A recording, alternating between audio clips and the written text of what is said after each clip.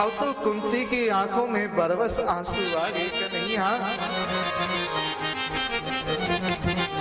कि जब जब हमारे जीवन में कष्ट आते हैं तब तब आपने ही हमारा उन कष्टों से निवारण किया। नमस्ये पुरुषं पार्थ्यमि ईश्वरं प्रगते परम अलक्षयं सर्वभूतानां अंतर्बहिः स्थितम्। कि आप सबके बाहर भीतर एक रस स्थित रहते हैं, सब जगह आप व्याप्त हैं, परंतु हे गोविंद, जिसके ऊपर आपकी कृपा होती है वही आपका अनुभव कर पाता है, वही आपका दर्शन कर पाता है। सृष्टि के कण कण में आप व्याप्त हैं, समाये हुए हैं, परंतु दर्शन उसी को सुलभ है जो आपका बनता है। क्योंकि यह जीव माया के कवच से ढका हुआ है, चारों तरफ माया ने इसको घेरा हुआ है। माया जवनिका छन्न अज्ञाधोक्षजम वयम् नालक्ष्य से मूढ़दृशा नटो नाट्यधरो यथा। क्योंकि इंद्रियों से जो कुछ जाना जाता है वह सब कुछ आपने अपनी माया से ढका हुआ है, और इस अहंकार रूपी आवरण माया के पर्दे के कारण ये आप इस जीव के सामने ही हो, परंतु इस अहंकार की जो आवरण ने ऐसा इसको ढका हुआ है माया के आवरण ने कि यह आपको देख नहीं पाता। जिसके ऊपर मेरे गोविंद आप कृपा करते हो वही आपको देख पाता है।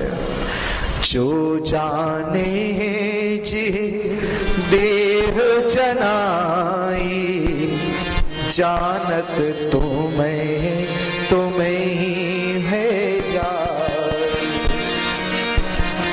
कि जिनको तुम जनाते हो वही जान पाता है, और जो एक बार तुमको जान ले वो फिर तुम ही हो जाता है, कृष्ण मैं हो जाता है।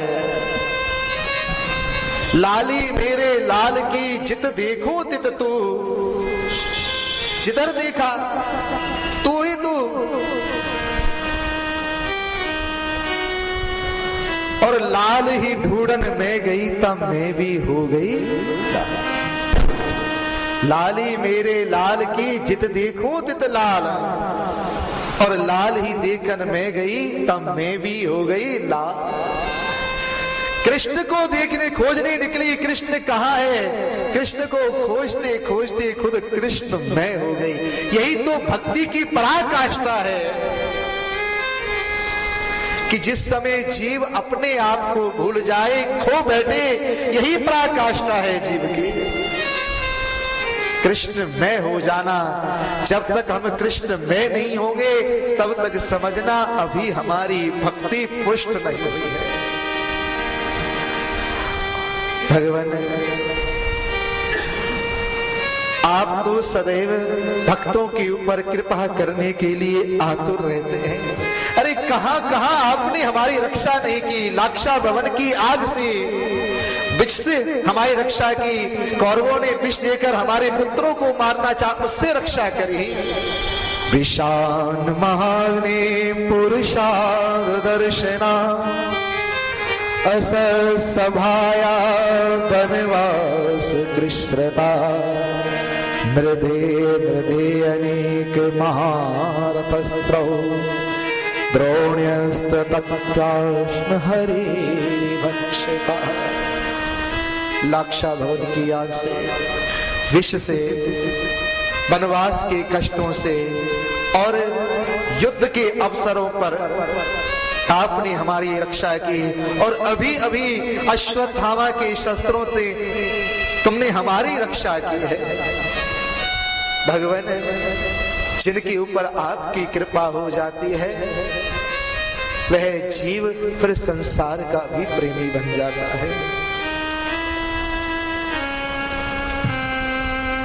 भगवान हम तो आपसे जीवन में एक चीज ही मांगते हैं कि भगवान आप हमको कुछ देना चाहे तो वो ये दो कि हमारे जीवन में कष्ट ही आते रहे।